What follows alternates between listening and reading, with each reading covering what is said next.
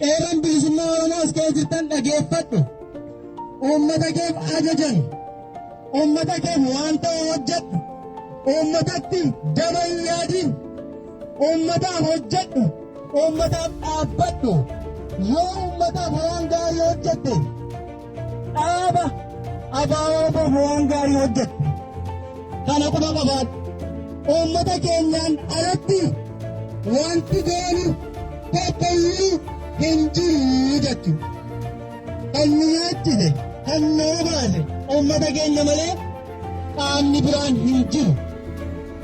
Ammas nageenya uummata keenyaa eeguudhaaf boodatti hin deebinu.